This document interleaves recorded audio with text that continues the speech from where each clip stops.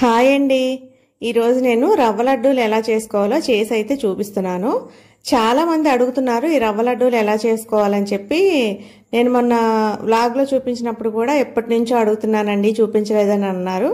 అందుకని చెప్పి ఈ రవ్వ లడ్డూలు అయితే చేశానండి. అసలు నేను తుంచేటప్పుడు మామూలు ఇది ఉంటుంది కదా సున్నుండ, అట్లా తుంచాను. కానీ జ్యూసీగా చాలా త్వరగా తునిగిపోయిందండి. అసలు టేస్ట్ ఉందండి, అసలు ఎంత బాగుందో. మా అమ్మాయి కూడా ఇప్పుడు చిన్నప్పుడు మా అమ్మాయి చిన్నప్పుడు ఎప్పుడన్నా తెలిసి తెలియని వయసులో చేశానేమోనండి. చాలా రోజులైంది చేసి. మా అమ్మాయి కూడా తిని అంటుంది, అసలు అమ్మ చాలా బాగుంది, ఆ చేసిన రోజు కన్నా తర్వాత రోజు నుంచి ఇంకా బాగున్నాయని అయితే అందండి. కొబ్బరిని ఇట్లా పీల్ తీసేసానండి నేను. పచ్చి కొబ్బరి, ఇదైతే ఎండు కొబ్బరి కాదు. తొక్క తీసుకోకపోయినా పర్వాలేదు, కానీ తెల్లగా బాగుంటాయి రవ్వ లడ్డూలు, రంగు మారకుండా అని చెప్పి ఇట్లా అయితే చేశానండి నేను. చెక్కు తీసేసి ముక్కలు కట్ చేసుకొని మిక్సీ జార్లో వేసి మిక్సీ చేశానండి. మాకు కొబ్బరి తురుముకునేది లేదండి, అందుకని చెప్పి నేను ఇట్లా మిక్సీలో వేసేస్తూ ఉంటాను. కొబ్బరి తురుముకునేది ఉంటే చక్కగా కొబ్బరి అయితే తురిమేసుకోండి. ఇదిగో చూడండి, తురిమినట్టు చక్కగా అయితే వచ్చేసింది. ఈ కొబ్బరిని పక్కన పెట్టేసుకొని సుజీ రవ్వ అంటారు కదండి, బొంబాయి రవ్వ, దాన్ని అయితే కొలుసుకున్నానండి నేను గ్లాస్ తోటి. నేను ఫస్ట్ ఒక గ్లాసే అనుకున్నాను, కానీ ఒక గ్లాస్ అయితే ఎక్కువ అవ్వవు అని చెప్పి 2 గ్లాసులు బొంబాయి రవ్వతో అయితే చేశానండి ఈ లడ్డూలు. 2 గ్లాసులు బొంబాయి రవ్వ కొలుచుకున్నాను. తర్వాత స్టవ్ వెలిగించి కొద్దిగా నెయ్యి వేసి బొంబాయి రవ్వను అయితే వేయించేసుకున్నానండి. ఈ రవ్వ వేయించుకునేటప్పుడు వేగిందని మనకి ఎలా తెలుస్తుందంటే స్మెల్ వస్తుందండి, చక్కగా మంచి వాసన, కమ్మగా ఆ వాసన వస్తే వేగిపోయినట్టు. రవ్వ లేకుండా కూడా వేయించుకోవచ్చండి, కానీ రవ్వ వేసి వేయించితే బాగుంటుంది. నెయ్యి ఎక్కువ ఇష్టపడిన వాళ్ళైతే నెయ్యి లేకుండా వేయించేసుకోండి. మామూలుగా నెయ్యి లేకపోయినా సరే బాగానే ఉంటుంది. నెయ్యితో వేయించితే ఇంకా బాగుంటుంది కమ్మగా అని చెప్పి నేనైతే నెయ్యితో వేయించాను. చిన్నప్పుడు మా అమ్మమ్మ చేసేదండి ఈ రవ్వ లడ్డూలు. ఇలా పాకం బట్టి ఇట్లా ప్రొసీజర్ కాదు, మా అమ్మమ్మ చేసే ప్రొసీజర్ అయితే వేరుగా ఉండేది. అప్పట్లో చిన్నప్పుడు తెలియక అదే బాగా టేస్ట్ అనుకునే వాళ్ళం, కానీ తర్వాత ఈ టేస్ట్ తెలిసిన తర్వాత అది అంత టేస్ట్గా ఏమీ అనిపించట్లేదండి మాకైతే. ఇప్పుడు ఇవే బాగుంటాయి. రవ్వ వేగిపోయిందండి. వేగిపోయిన తర్వాత దాన్ని పక్కకి తీసేసుకున్నాను. తర్వాత అదే బాండీలో ఇంకా కొంచెం నెయ్యి వేసి కొబ్బరి అయితే వేయించానండి. పచ్చి కొబ్బరి వేస్తే అంత బాగుండదు, కొద్దిగా వేయించుకుంటేనే బాగుంటుంది. ఇది కూడా కొద్దిగా కలర్ చేంజ్ అయ్యే వరకు వేయించుకోవాలండి.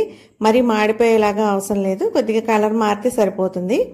మా అమ్మమ్మ చేసే రవ్వ లడ్డూల్లో అయితే రవ్వ వేయించడం అలా ఏమీ ఉండేది కాదండి. రవ్వలో పంచదార వేసేసి కొలత ఉండేది, ఆ కొలత ప్రకారం పంచదార వేసేసి పాలు పోసేసి ఉండలు చుట్టేసేవాళ్ళండి. మా చెల్లి ఆ రవ్వ ఉండలు తిని అప్పట్లో అవి నచ్చలేదంట, అందుకని చెప్పి అసలు ఎప్పుడు అది రవ్వ ఉండలే తిందంటండి. మొన్న ఎప్పుడో అంటే అంది. కొబ్బరి పక్కన పెట్టేసుకున్న తర్వాత అదే బాండీలో పంచదార వేసేసుకుని పాకం అయితే పట్టుకోవాలండి. గ్లాసు రవ్వకి గ్లాస్ పంచదార అండి. మనం ఏ గ్లాస్తో అయితే కొలుచుకున్నామో అదే గ్లాస్తో కరెక్ట్గా అయితే వేసేసుకోవాలి. నేను రవ్వ కొద్దిగా మిగిలితే 2 గ్లాసులకి మిగిలితే వేసానండి అరకిలోకి, అందుకని చెప్పి కొంచెం పంచదార నిండా పోసాను. ఎక్కువ వేస్తే కనుక ఎక్కువైపోతుందండి. 1 గ్లాస్ వాటర్ అయితే సరిపోతుంది. నేను గ్లాస్ వేసి కొంచెం వేసాను వాటరు, కొంచెం ఎక్కువసేపు ఉడికింది. అదే తక్కువ వాటర్ వేస్తే కనుక తక్కువసేపు అయితే ఉడుకుతుంది, త్వరగా ఉడికిపోతుంది. దీన్ని ఇట్లా కలుపుకుంటూ పాకం వచ్చేలాగా కలుపుకోవాలండి. పాకం అంటే తేగ చేత్తో ఇలా ఇలా చూసుకోవాలండి. మనకి జిగురుగా లడ్డు పాకం వస్తే సరిపోతుంది. లడ్డు అంటే ఇవి ఉంటాయి కదండి, బూందీ లడ్డు, అదే పాకం అండి సేమ్. పాకం గనక ముదిరిపోతే గనక మనకి ఉండలు చేసుకోవడం అయితే ఫాస్ట్గా చేసుకోవాలి, చెయ్యి కాలిపోతుంది, త్వరగా ఆరిపోతుంది. అదే పాకం లేత పాకం పట్టుకుంటే నిదానంగా ఆరుతుంది, చక్కగా ఆరిపోయిన తర్వాత ఉండలు చేసుకోవచ్చు, నీట్గా జ్యూసీగా ఉంటాయి. అది మనం పాకం పట్టుకునే విధానంలోనే ఉంటుందండి. ఇదిగో చూడండి, పాకం ఇట్లా జిగురుగా తీగలాగా సాగితే సరిపోతుందండి. అలా పాకం వచ్చేసిన తర్వాత స్టవ్ అయితే ఆఫ్ చేసేసుకోవచ్చండి. ఇదిగో చూడండి, చక్కగా జిగురు అయితే వచ్చేసింది. ఇది కొంచెం ఇంకా కొద్దిగా ఒక్క పీసు ఉడకాల్సిందేమో అని అయితే అనిపించింది, కానీ ఉడికితే గనక ఇంకా మనం త్వరగా చేసేసుకోవాలండి. ఉండలు త్వరగా ఆరిపోతుంది. పాకంలో కొంచెం నేను యాలకి పొడి వేసేసి దానిలోనే కొబ్బరి కూడా వేసేసానండి. ఇందులోనే రవ్వ కూడా వేసేసుకుని నేనైతే కలిపేశాను. రవ్వ ఇంకా ఉడికించడం అట్లా ఏమీ ఉండదండి ఈ రవ్వ లడ్డూకి. ఇవి మా పెద్దత్తగారు వాళ్ళ దగ్గర నేర్చుకున్నానండి నేను ఈ వంట కూడా. కరెక్ట్గా కొలతలు అవి కూడా వాళ్ళ దగ్గర. ఇప్పుడు నేను చాలా రోజులైంది చేశాను చెప్పాను కదా, కొలత అయితే మర్చిపోయానండి. నేను మా పెద్దత్త గారిని అడిగాను. అయితే ఒక గ్లాసు రవ్వకి గ్లాసున్నర పంచదార అని చెప్పారు. కానీ ఇప్పుడు మరి పంచదారలో తీపి ఎక్కువ అవుతుందో ఏమో అర్థం కావట్లేదు. కానీ అంత తీపి అయితే పట్టట్లేదని చెప్పి నేను ముందే ఒకటికొకటి వేసాను. అయినా సరే సరిపోయిందండి. ఇదివరకు మైసూర్పాకు వాటికి కూడా ఒకటిన్నర వేసుకునేవాళ్ళు. ఇప్పుడు దానికి కూడా ఒకటి వేస్తేనే సరిపోతుంది. జీడిపప్పు ఇంట్లో వేయించింది ఉంటే నేను అదైతే వేసి కలిపేశానండి. చూడండి, ఇదిగో ఇలా చక్కగా ఆరిపోయింది, వేడి కూడా లేదు. ఇలా ఉండకి చక్కగా దగ్గరగా వచ్చేసింది. అందుకని చెప్పి నేను ఇంకా కొద్దిగా నెయ్యి రాసుకున్నాను. ఉండలు చేయడం అయితే స్టార్ట్ చేసేసాను. చక్కగా ఉండలు ఎంత బాగున్నాయనండి రవ్వ ఉండలు. ఫస్ట్ చేసిన రోజు రవ్వ కొంచెం రవ్వగా పలుగు తగులుతుంది.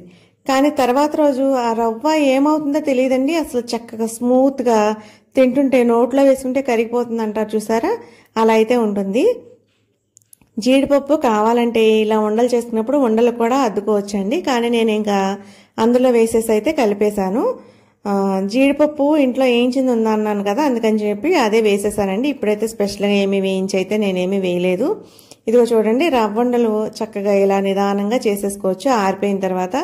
అదే ముద్రపాకం పట్టుకుంటే మాత్రం ఇలా లేట్గా చేసుకోవడానికి ఉండదు, ఫాస్ట్గా చేసేసుకోవాలి. చెయ్యి అది కూడా కాలిపోతుంది. అందుకని ఒక పీసు లేత పాకం ఉన్నా పర్వాలేదండి, పాకం అయితే ముదిరిపోకుండా చూసుకోండి.